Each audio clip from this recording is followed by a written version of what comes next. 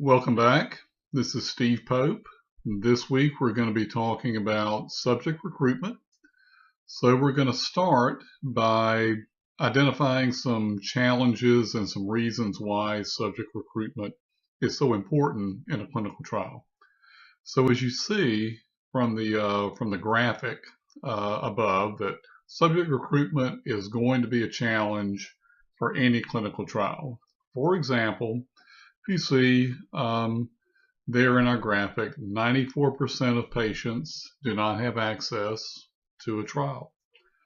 Of those that do have access, retention rates have fallen as much as 48% in recent years.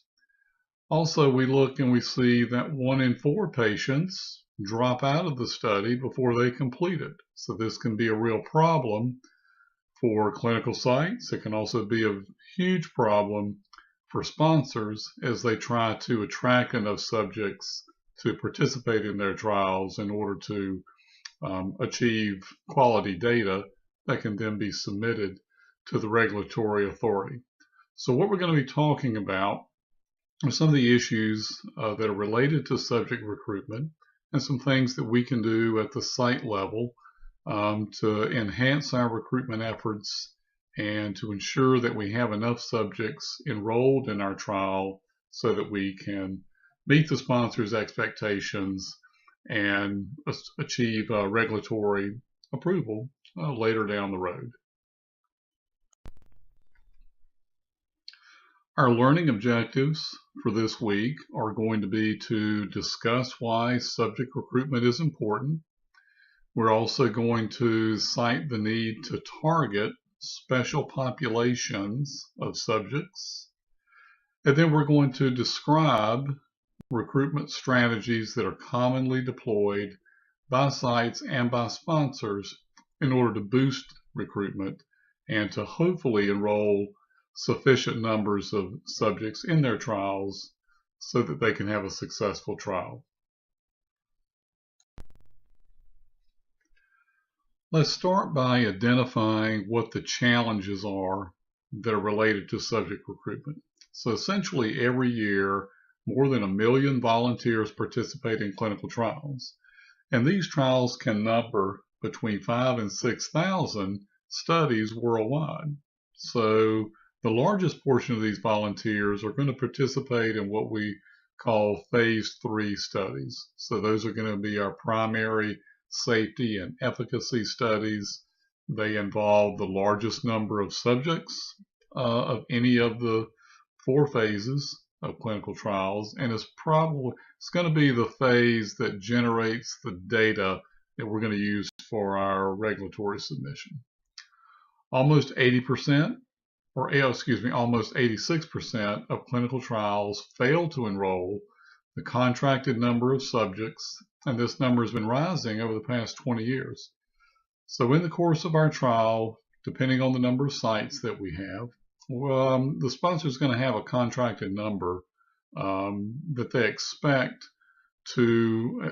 each site to enroll. Now that number may vary from site to site based on their location, based on the size of the site, based on some other factors, but there's going to be a contracted number. And as you can see, many times these sites fail to enroll that number for a number of reasons. And then finally, the result, the failure to recruit adequate subjects, threatens the success of the clinical trial. As I said, as we complete the trial, we want to generate data for our regulatory submittal. And so when we fail to achieve the number of subjects that we need in order to do that, that puts the entire trial, and in some cases the entire program, in some form of jeopardy. Let's talk about some of the reasons why recruitment doesn't meet the target. Sometimes sites overestimate the number of subjects they can enroll. I know from my own personal experience, I've seen this over and over again, where sites, they want to participate in a trial and they know that the sponsor has some target number that they expect from each site, and they want to do everything they can to communicate to the sponsor that yes, they can meet that target. And so they simply overestimate the number of subjects that they can enroll for a variety of reasons. A second reason why we don't meet target is because the inclusion-exclusion is too narrowly defined. Now, the sites probably don't have much of a role in that, but if you narrow your inclusion-exclusion criteria far enough, you just aren't going to achieve, you're just not going to find enough patients that meet that criteria and that are going to be able to enroll in your trial. And then finally, probably the most important thing is that sites just simply don't contact enough subjects.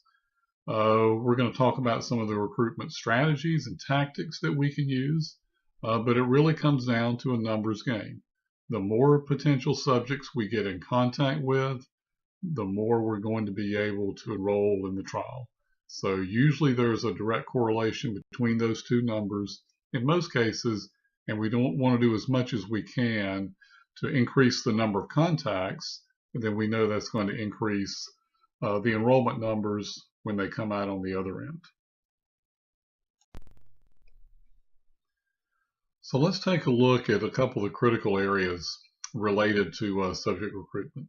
So the first thing we want to talk about are special populations.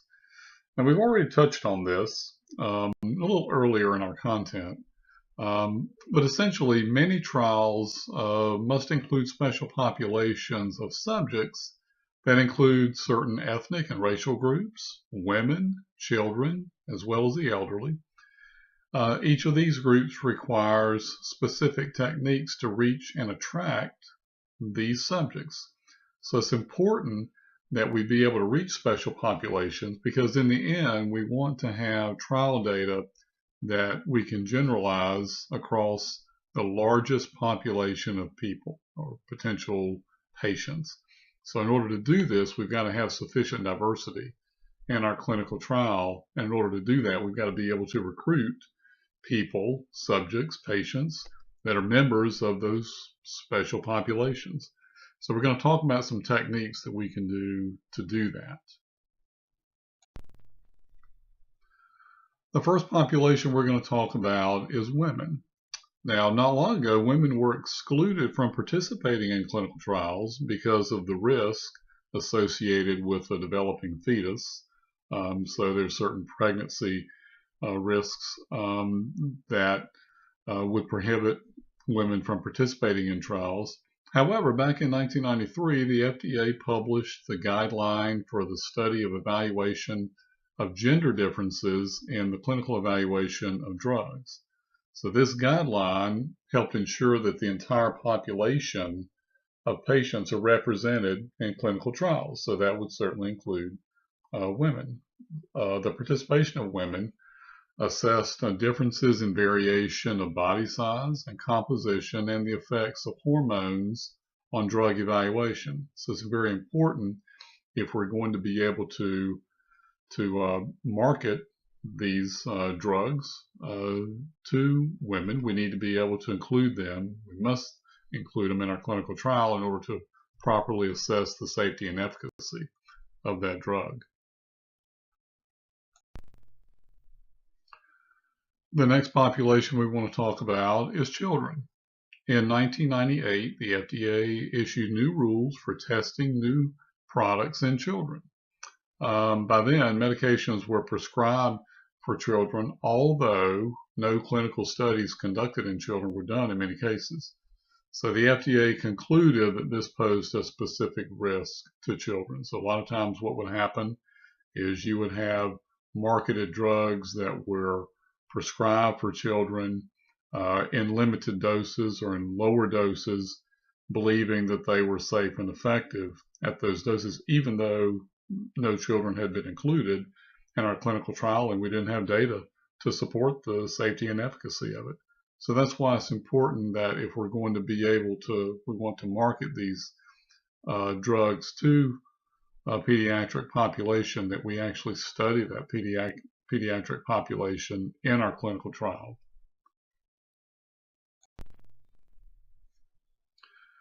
The next special population is the elderly.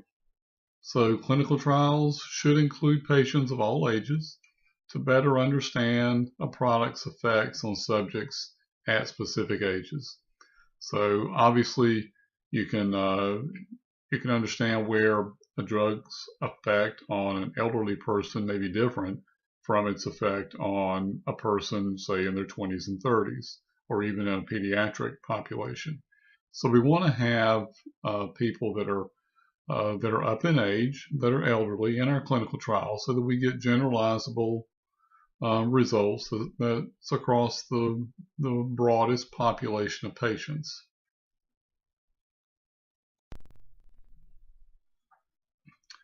So some of the strategies for improving subject recruitment as it pertains to clinical sites pertain to some of the techniques that we want to use. So these strategies are going to utilize advertising, social media, direct contact, community outreach, and recruitment outsourcing. So we're going to talk about each one of these and see what it's all about, and see how we can better utilize each of these strategies to boost our subject enrollment. So probably the broadest strategy that we're going to use is going to involve advertising. And that could include advertising on radio, television, newspapers, posters, and flyers in a wide variety. So some of these you're going to be familiar with. You've seen some of these in the past. If you open up just about any newspaper anywhere, on any day, you'll find some advertisements for clinical trials. The next strategy we're going to utilize is going to be to directly solicit subjects to participate. So what these advertisements do is they're designed to very quickly get the attention of a potential subject and then provide them with more information about the trial and then give them some specific instructions for what to do if they're interested in participating. A couple of other things on our advertising. We have to be sure that we get IRB approval. So anything that it's going to be subject facing needs to be approved by our IRB. Make sure we're not using any coercive language or any other things that might be misleading in some way and somehow violate the what we're trying to do. So we can't have any misleading information in our advertisement. For example, we can't say that it's safe and effective treatment. We need to kind of limit the amount of information that we provide and make sure that we don't make any misleading claims. If we should do that, we could run afoul of FDA regulation 21 CFR 312.7 subpart A. So we don't want to make any misleading claims in our advertisement that we can somehow get in trouble over. We certainly don't want that to happen. So as it relates to advertising, let's talk about some of the do's and don'ts that we want to be mindful of. Now, this would apply to really to any form of advertising, whether it's in a newspaper or a television or radio ad or maybe on social media. A couple things we want to be aware of. First, do not use acronyms. A lot of times these are misunderstood. Sometimes the subjects don't know exactly what they mean, so it's better to limit the use of those or not use them at all. Secondly, we do not want to claim that the product is safe and effective. If it's an investigational product, it has not been approved yet, we can't state that in an advertising claim. A couple of things we do want to do. We do want to limit the information primarily to subject eligibility. And I'll show you some examples of these as we go along, so it'll make a little more sense to you. We do want to place the ads to reach a target demographic. For example, if we're going to do newspaper advertising, most demographics, most people that read newspapers these days are probably over the age of 45 or 50. So that's your typical demographic. These young millennials, they don't read a newspaper anymore. So anything directed to them is probably not going to be very effective. It's done using the newspaper. We probably want to use a different medium. Finally, we want to make sure that we do use multiple advertising tactics. So we might, for example, design, say, a newspaper ad, but then we also might want to create a radio ad that's very similar using the same information. And that radio ad can go out on mobile radio stations that have targeted audiences. So that can be very effective. The last thing we want to do is we must ensure that we get IRB approval before we deploy these ads. So make sure we have a letter from our IRB indicating that that advertisement has been approved for use. We have that in our regulatory binder at our clinical site, just in case someone needs to ensure that we have IRB approval before we deploy that ad.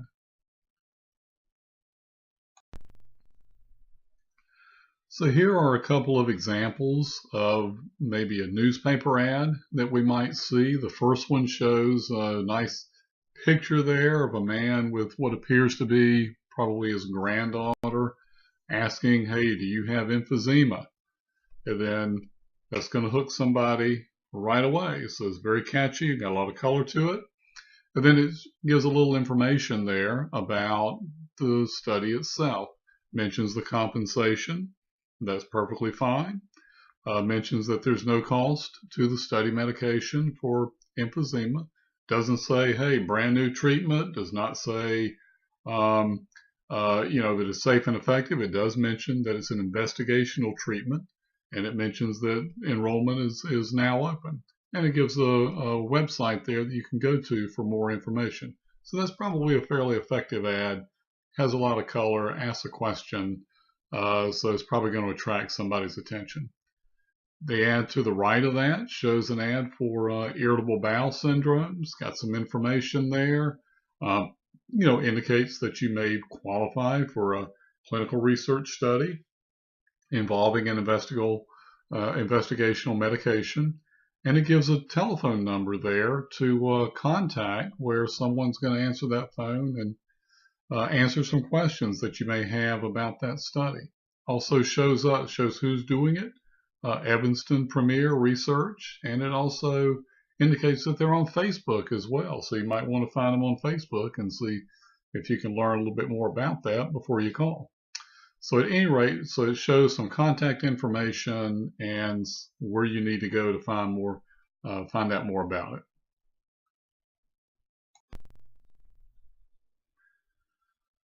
So the next strategy we want to talk about is social media.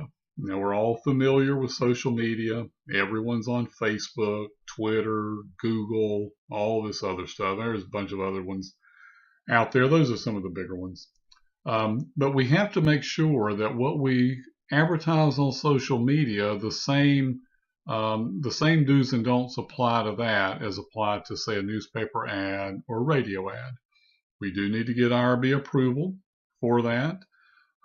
It's important to understand that many IRBs specific to subject or social media advertising take the stance that contacts on social media is really the beginning of the informed consent process. So therefore, it's very important that we understand that. And that any advertising that we put out there does get IRB approval before we deploy it. We want to make sure that there's some contact information on there the same way we would with a print ad.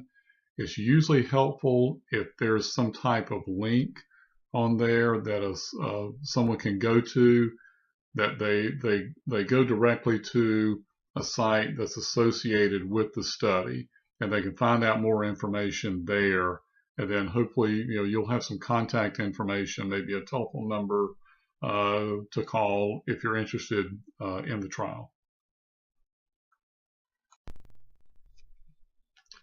So here's an example of an advertisement that appeared on Facebook for diabetes. And as you can see, it contains a lot of information there. This would be something that would be very simple for a potential subject to search on using the Facebook tool. They can find that pretty quickly. As you can see, it has information about the trial. It also has a couple of links on there that the person can click on and go to those links and find out more about the trial, find out a little bit more about the inclusion criteria, whether or not they're eligible, and then so that's a good way to get people interested in the trial. So this came from Facebook, but there are other sources out there as well with other social media platforms. But this gives you a good example of one. So another strategy that we want to talk about is direct contact. And by that, what we mean is direct contact with patients that could be potentially eligible and interested in our clinical trial. So in most cases, these are going to be contacts of patients within the physician's patient population. Most of the time, most physicians that are conducting research have their own medical practice in addition to their research practice. So they have access to potential subjects that could be eligible for their clinical trial. So it's important that we understand that. Also, it could be in a hospital setting or in a clinic setting where you have multiple physicians, multiple practitioners, but they all may be using the same database of patients. Also, physician referrals is another form of direct contact. So a lot of times physicians within, say, a certain town, they might contact their physician friends and associates and ask if they perhaps have patients that might be suitable for their clinical trial that they could refer to them. The important thing to understand with direct contact is very important that we understand what the HIPAA requirements are. So HIPAA is the Health Insurance Portability and Accountability Act, and it governs a lot of the use of protected health information and who has access to it and who does not have access to it. So essentially, a physician's office or clinic or hospital is going to be considered a covered entity. So it is going to mean that they're subject to the HIPAA requirements. So what that means in terms of our direct contact as related to clinical trials is that we really only want to have employees of that entity be the ones that contact patients. So if we've got someone that works in our clinic or works in our physician's office, it's perfectly fine for them to contact the physician's patients to determine if they have a level of interest in a clinical trial. We probably don't want to outsource that to someone that's not an employee of that entity. It's best that we use our own employees to do that.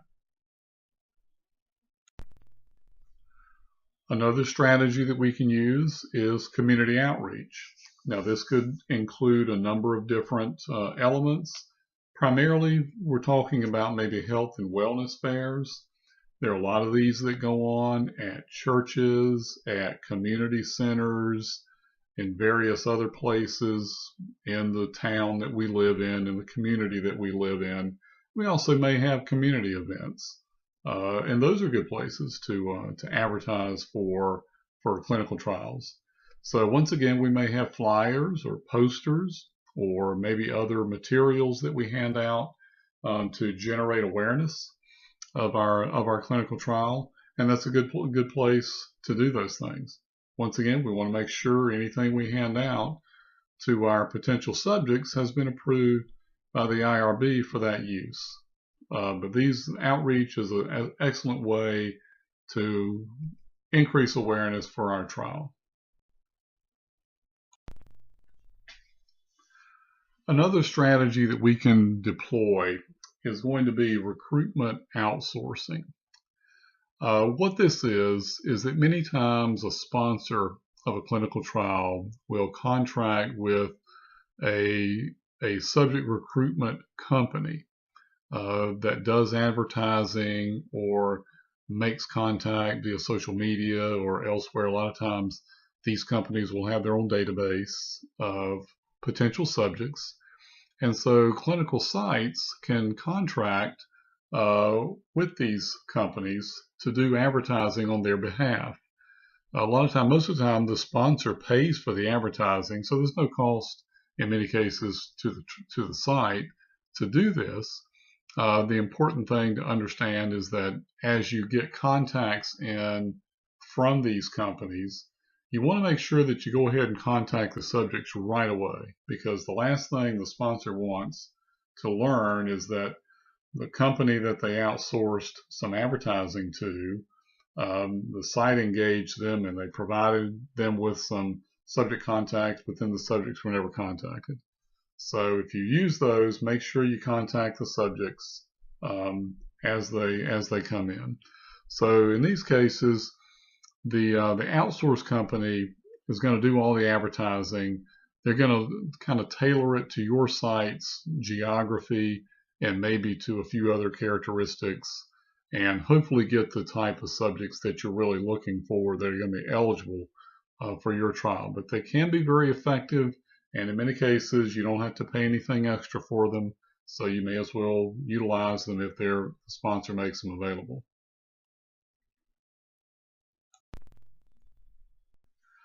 So up to this point, most of the strategies that we've been talking about have been specifically for the sites, for the individual clinical sites. But there are also strategies that sponsors can use to help boost in recruitment as well. One of the things they can do is produce enrollment newsletters. This is a common practice. It doesn't cost very much money. Normally, sponsors will produce a newsletter that might go out maybe once a month or once every couple of weeks during the trial that can be done pretty easily. Maybe it's a couple of pages long, and they put information out there, maybe enrollment numbers, and that goes out to the sites to kind of keep them informed of how things are going. And it's usually something they can print out and post it on their bulletin board in their office and kind of keep some general awareness of the trial there, in front of the staff.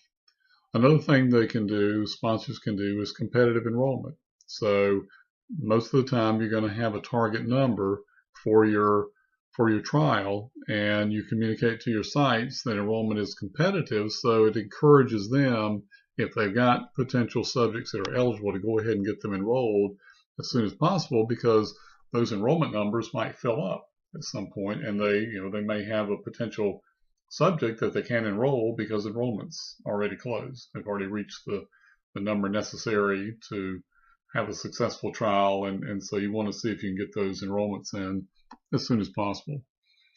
Another thing that sponsors can do is they can provide additional payments to sites. These would normally be payments that are related to increased trial costs. For example, if you had a protocol amendment and maybe you added some additional procedures, maybe some additional lab draws or additional ECGs or things like that are going to cost the site some additional costs, you probably want to add some additional payments in there to cover those costs. And that's a way of spurring recruitment at the sites. So another element that's related to subject recruitment is actually subject retention. So remember in our first slide where we said that 1 in 4 patients does not complete the study. That is a huge problem for sponsors and for sites, because it affects the amount of money the site earns on a particular subject, and then it also affects the results that the sponsor gets on the other end. So we want to have as many subjects as we can actually complete the trial. So I like to think of retention as sort of almost a backdoor recruitment strategy. The more subjects you can keep in the trial, keep in the game, the better likelihood you're going to have success for that trial. It's also a little less costly to retain a subject in a clinical trial than it is to go recruit a brand new subject. The same way as it's a lot of times more cost effective to retain an employee than it is to recruit a new employee. So we want to be mindful of that. So any techniques we can do to retain subjects in our trial is going to be very, very important. A lot of times, too many early terminations can affect the trial data analysis. As I mentioned, FDA looks and other regulatory agencies look unfavorably on trials that have a very large early termination rate. Why did they terminate? Was it due to an adverse event? Was it due to too many procedures? Was the trial simply too burdensome on the subject? There could be a number of reasons. So we want to see if we can keep those early terminations down as much as we possibly can. One way we can boost retention is to maintain contact with our subjects. This could be over the phone, could be via email. We could send out visit reminders, the same as you might send out an appointment reminder at a physician's office. A lot of times what you'll do is you'll have subjects in a trial, and once they get to a certain stage in the trial, the amount of time between visits may increase. So it's important that you maintain contact with those subjects to keep them interested in the trial, make sure everything is going well for them, make sure they're dosing on the study drug, and then we want to make sure they get in for their remaining visits. So this is very important. Retention is important in maintaining our recruitment numbers. Then some final thoughts on subject recruitment. A couple of things we want to be mindful of. First of all, we want to plan early. Any kind of strategies that we're going to use, make sure we understand what those are and make sure we can begin to develop those as soon as possible. We want to use multiple strategies and tactics. So if we're doing advertising, for example, we want to advertise in newspaper, maybe radio, television, depending on how cost effective that can be, social media, direct contact, all the strategies that we've talked about. We want to deploy as many of those as we can. Probably just as important, we want to track the success that we've had with these various efforts. It's important to understand what works better than other tactics, because that can help us as we move along into upcoming trials, and we use the tactics that paid off in past trials. Probably the last thing we want to do is we want to communicate the strategy and the efforts with the staff. So we want to make sure that everybody is aware of what we're doing, where we're advertising, what the extent, what the content of that advertising is. We don't want to have people calling our office and then they get someone on the phone and it's clear the person on the phone is not aware of what's going on. That can be, as you can imagine, pretty problematic. So we want to make sure we communicate our strategy and efforts with the staff on a regular basis.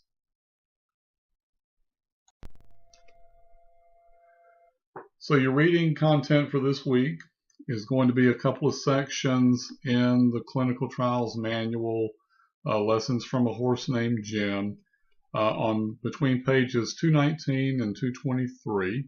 You've got a couple of sections there. The first one is Develop a Recruitment and Enrollment Plan. I'd like for you to read that section in that textbook.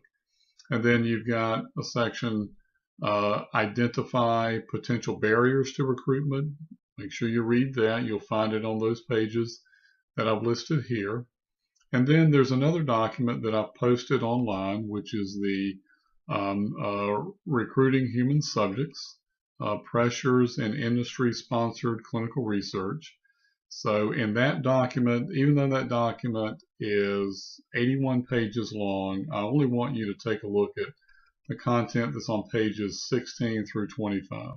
So that's going to be sponsors and investigators use main recruitment strategies to recruit human subjects and encourage timely recruitment. And then IRB officials and others closely involved in clinical research express many concerns about current recruitment practices. So you'll find that content on those pages that I've listed here. So take a look at that. There's also another document out there that I'd like for you to look at, which is the Best Practices Manual from the Michael J. Fox Foundation. That document, I think, is 11 pages. I think you'll find it pretty interesting as far as some of the recruitment strategies that they encourage their clinical sites to use. So you'll get a lot out of that as well.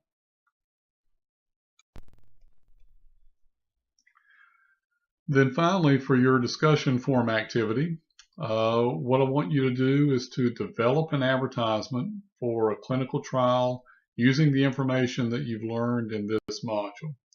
So, for example, you can use the trial that you learned about during the first week of our course, or if you want to choose a different one, that's fine. It's up to you. But what I want you to do is to post your ad on the discussion forum.